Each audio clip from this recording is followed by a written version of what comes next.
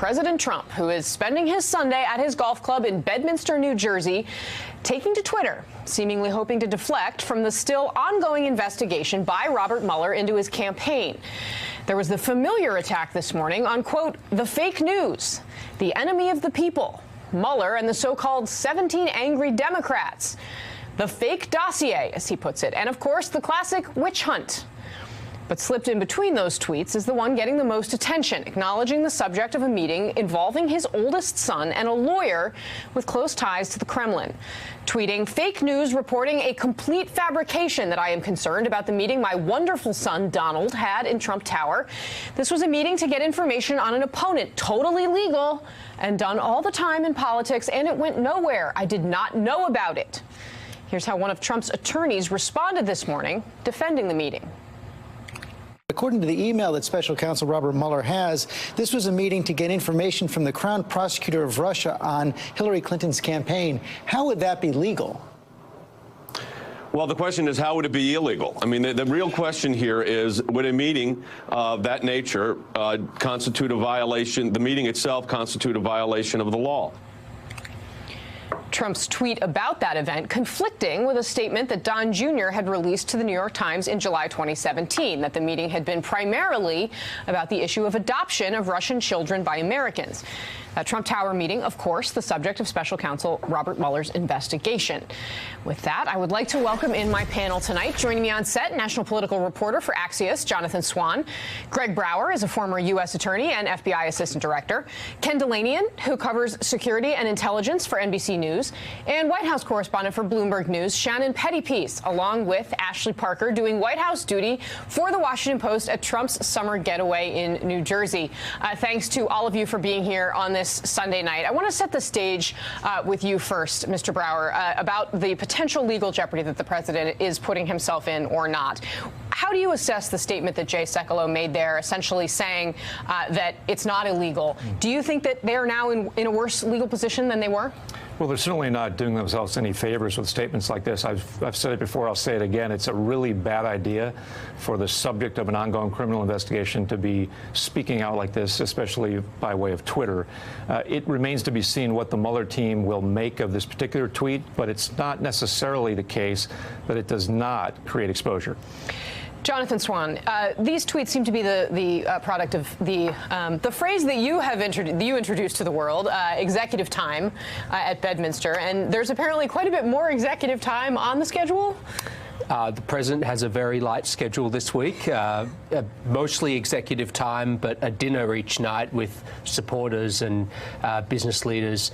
But I want to get back to this topic. I feel like I'm going crazy because Trump said exactly this last July. Like, I went back because I was like, oh, I feel like he said this before, and I went back to the quote, and he literally said last July, most people would have taken that meeting. It's called opposition research, or even research into your opponent. That's very standard in politics. It's very standard wherever they have information, you take the information. So Trump has already conceded that the purpose of this meeting was to get information about his political opponent. So, I mean, sure, like, it's a shocking thing to reverse yourself in that way, but he did it last July. So I was just kind of perplexed why it was this rolling news story today. Did we know then that he definitely had crafted that statement with Don Jr. back in July? Because we might have been living in a world then where it was like, he weighed in the way any father would, but it wasn't to the point where even his lawyers had acknowledged, yeah, he wrote that statement. So maybe now in this new context, but I mean,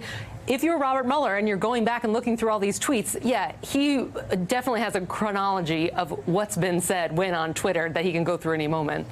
The answer to Sekulow's question, why would this be illegal, is election law. As he well knows, as Greg knows, it's illegal for foreign nationals to contribute, to offer a thing of value. It's illegal to solicit a thing of value. And even if no thing of value was transmitted to this Trump Tower meeting, it's illegal to try. It's a conspiracy. And so it's looking more and more like Donald Trump Jr. may have exposure here, that his father realizes that. You know, you always wonder when tweets like this start appearing, what's going on behind the scenes? There's a lot of churn right now in the Russia investigation. Michael Cohen is on the bubble. He may cooperate. Paul Manafort is on trial. Manafort's lawyers got the FBI interviews of Rick Gates. Who knows what Rick Gates has told the FBI about potential collusion issues even. So all of this, I think, is factoring into Donald Trump's tweets right now. Right. And the story that, of course, set the president off this morning, that he is concerned about the meeting that his quote unquote wonderful son had in 2016, could possibly have been this one in the Washington Post. Quote, the president privately broods, publicly roars at a precarious moment. Ashley Parker was bylined on this newsy piece with details about Don Jr.'s connection to the Mueller investigation and his role in organizing that June meeting at Trump Tower, writing, quote, as one advisor described the president's thinking, he does not believe his son purposefully broke the law, but is fearful nonetheless that Trump Jr. inadvertently may have wandered into legal jeopardy. Ashley, this was a story from you and your colleagues in the Washington Post. Put this in a little bit of broader context for us, this storm of tweets that, Jonathan Swan knows we've heard echoes of in the past, but clearly the context that everyone is living in very different now than it was a year ago. Yeah, that's exactly right. And the irony is that the story, this Post story that we wrote that prompted this tweet where he's denying the story says that he is privately brooding and publicly roaring. And that's actually exactly what you saw in the tweet. You saw a man who privately was brooding over our story and then publicly came out with a bit of a roar. But what's happening now in the context from a year ago is that Mueller's probe has expanded. And as it has, the president has felt sort of at times, in his most introspective moments, pangs of culpability that these people, including even someone like Paul Manafort, he believes are getting embroiled in something that would not be happening were it not for their connection with him. And that is, of course, most stark with his eldest namesake son, Don Jr.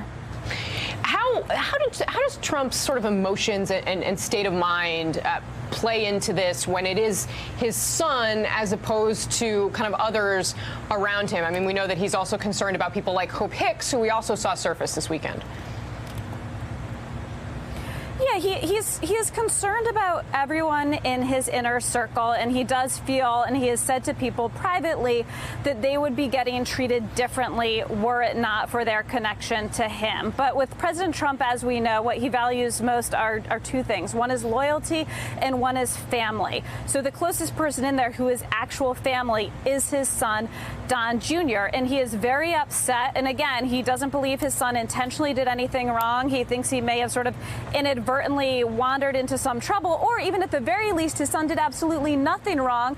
But his son is getting dragged before Congress, dragged before Mueller, in the news, and it upsets him deeply. Shannon, you mentioned kind of what we knew and didn't know a year ago around this. And one thing that had come out was that the president himself dictated that statement about the meeting aboard Air Force One initially that was attributed to his son. How, in your view, does that play into this as far as, when we're trying to answer how much legal jeopardy is Don Jr. in here?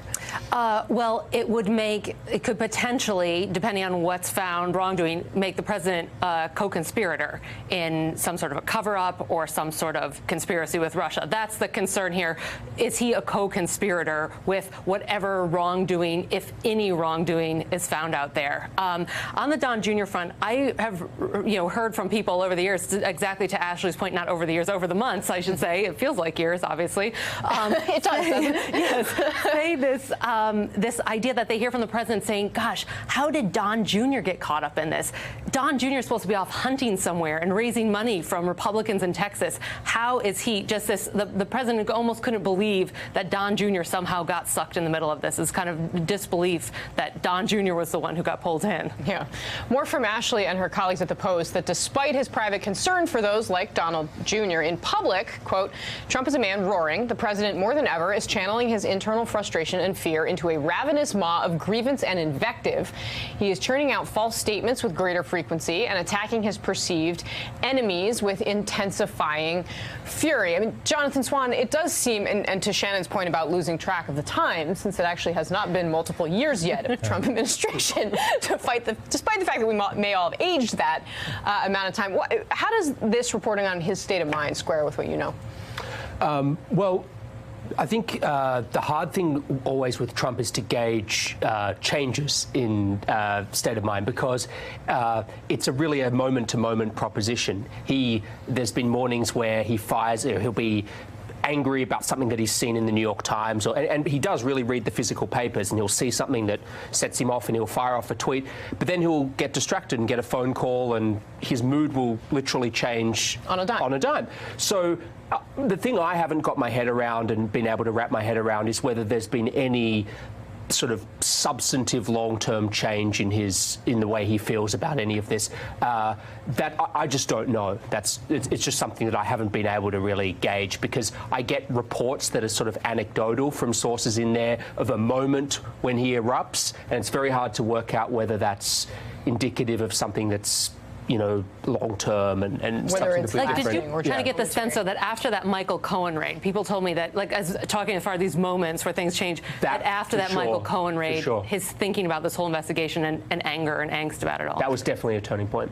Greg, let's talk about for a minute. I mean, one thing I've been trying to get my head around repeatedly as this comes out, and we know that Robert Mueller is looking at the tweets. In the past, you know, we're hitting a Watergate anniversary, for example, of some of those, you know, back and forth where it was revealed that that President Nixon had, you know, essentially ordered a cover-up.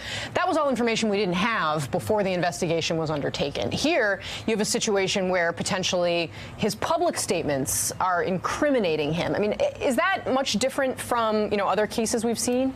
It is different. As in my experience, as the target, or in this case, in the president's case, the subject of a criminal investigation feels the wall is sort of closing in on them, they often become desperate and at least are tempted to make emotional statements and act emotionally. It's usually the job of their defense lawyers to make sure that doesn't happen in a public way, because it can only hurt their chances vis-a-vis the prosecution. Here, though, there's this curious reality where the president's team doesn't seem to be able to rein him in or control him at all, and so we see tweet after tweet of the type that no defense lawyer ever wants to see. Yeah, and Ken Delaney, and this feels like a million years ago, but I think it was only 3 days or so, the tweet about Jeff Sessions, where he ordered Sessions, or didn't order Sessions to shut down the investigation, but suggested that that's what he should do. Right. How refuse, can't. Right. But how does that statement play into this broader question of legal jeopardy? Some people see it as obstruction in plain sight. It's also part of a piece of him savaging the law enforcement agencies of this country, the FBI and the Justice Department. And Robert Mueller and his team of FBI agents, prosecutors, are not talking back to that. All they're doing is potentially working an extra hour in the office at night on the Trump investigation. It's just a bad idea from a strategic level, and it remains to be seen whether it's going to get him in legal trouble. Yeah.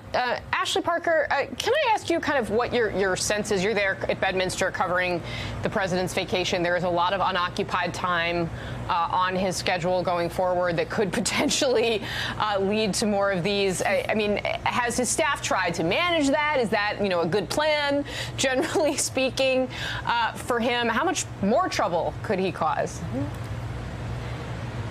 Well, these periods of unstructured time, as I believe Jonathan wrote tonight, they used to be something that his staff would stress out about. They would try to fill his days with meetings and briefings and just to keep him occupied to prevent exactly what we're seeing. The president watching cable news and tweeting about it, tweets that no one knows are coming.